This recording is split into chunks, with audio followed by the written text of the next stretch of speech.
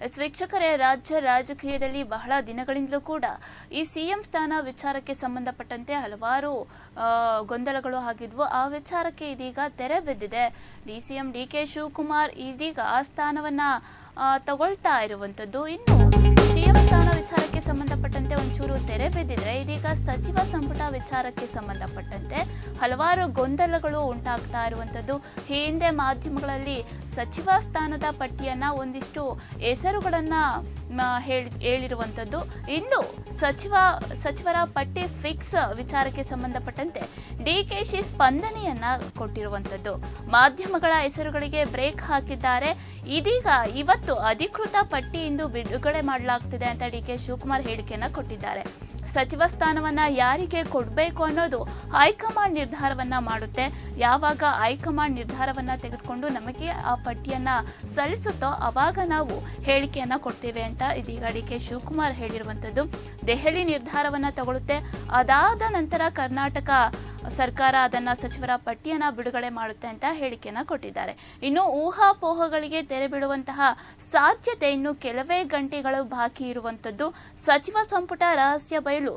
ಇನ್ನು ಕಾಂಗ್ರೆಸ್ ನಾಯಕರ ಸುಳಿವು, ಯಾರಿಗೆ ಸಚಿವಗಿರಿ ಸಿಗುತ್ತೆ ಬಹಿರಂಗವಾಗಲಿದೆ ಈ ದಿನ ಪಟ್ಟಿ. ಹೈಕಮಾಂಡ್ ಅಂತಿಮ ತೀರ್ಮಾನ. ಡಿಕೆಶಿ ಈ ಬಗ್ಗೆ ಮಹತ್ವದ ಮಾಹಿತಿಯನ್ನ ಕೊಟ್ಟಿದ್ದಾರೆ. ಕಾಂಗ್ರೆಸ್ ಪವರ್ ಗೇಮ್ಗೆ ಕ್ಲೈಮ್ಯಾಕ್ಸ್. ಸಚಿವರ ಪಟ್ಟಿ ಬಿಡುಗಡೆ ಈ ದಿನ ಆಗ್ತಾ ಇರುವಂತದ್ದು.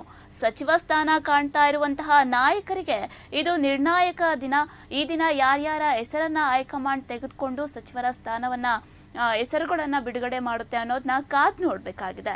ಸಚಿವರ ಆಯ್ಕೆ ವಿಚಾರವಾಗಿ ಮಾಧ್ಯಮಗಳಲ್ಲಿ ಬರ್ತಾ ಇರುವಂತಹ ಹೆಸರುಗಳು ಅಧಿಕೃತವಲ್ಲ ಅಂತ ಡಿಕೆ ಶಿವಕುಮಾರ್ ಹೇಳಿಕೆಯನ್ನ ಕೊಟ್ಟಿರುವಂತದ್ದು.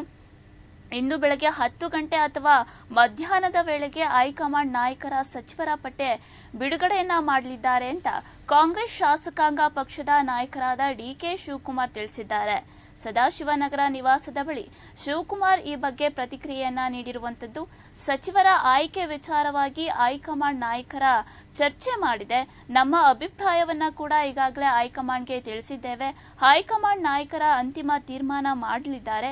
ದೆಹಲಿ ನಾಯಕರು ನಮಗೆ ಪಟ್ಟಿ ರವಾನೆ ಮಾಡಿದ ಬಳಿಕ ನಾವು ಅದನ್ನ ರಾಜಭವನಕ್ಕೆ ಕಳಿಸ್ತೇವೆ ಅಂತ ಈ ಬಗ್ಗೆ ಡಿಕೆ ಶಿವಕುಮಾರ್ ಇದೀಗ ಇವತ್ತು ಸ್ಪಷ್ಟನೆಯನ್ನ ನೀಡಿದ್ದಾರೆ. ಸಚಿವ ಸ್ಥಾನದ ವಿಚಾರಕ್ಕೆ ಸಂಬಂಧಪಟ್ಟಂತೆ ಈ ಬಗ್ಗೆ ಮಾತನಾಡಿದ್ದಾರೆ. ನೋಡೋಣ.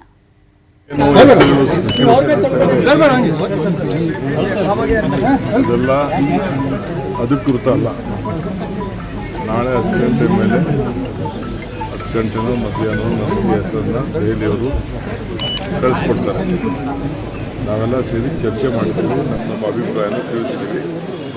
ಅಂತಿಮ ತೀರ್ಮಾನ ದೆಹಲಿಯವರು ಮಾಡಿ ಕಳಿಸ್ಕೊಡ್ತಾರೆ. ಆಮೇಲೆ ನಾನು ರಾಜಭವನ್ಗೆ ಪಟ್ಟಿಯನ್ನು ಕಳಿಸ್ಕೊಡ್ತೇನೆ. ಇಷ್ಟು ಮಾತ್ರ ಹೇಳಲಿಕ್ಕೆ ಬಯಸ್ತೇನೆ. ಮಾಧ್ಯಮದಲ್ಲಿ ಏನು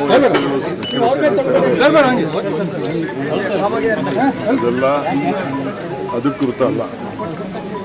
ನಾಳೆ 10 ಗಂಟೆ ಮೇಲೆ 10 ಗಂಟೆನೋ ಮಧ್ಯಾಹ್ನ ನಮಗೆ ಹೆಸರನ್ನ ದೆಹಲಿಯವರು ಕಳಿಸ್ಕೊಡ್ತಾರೆ. ನಾವೆಲ್ಲ ಸೇರಿ ಚರ್ಚೆ ಮಾಡ್ತೀವಿ. ನಮ್ಮ ಅಭಿಪ್ರಾಯನ ತಿಳಿಸಿದ್ದೀವಿ. ಅಂತಿಮ ತೀರ್ಮಾನ ದೆಹಲಿಯವರು ಮಾಡಿ ಕಳಿಸ್ಕೊಡ್ತಾರೆ. ಆಮೇಲೆ ನಾನು ರಾಜಭವನ್ಗೆ ಪಟ್ಟಿಯನ್ನು ಕಳಿಸ್ಕೊಡ್ತೇನೆ. ಇಷ್ಟು ಮಾತ್ರ ಹೇಳಲಿಕ್ಕೆ ಬಯಸ್ತೇನೆ.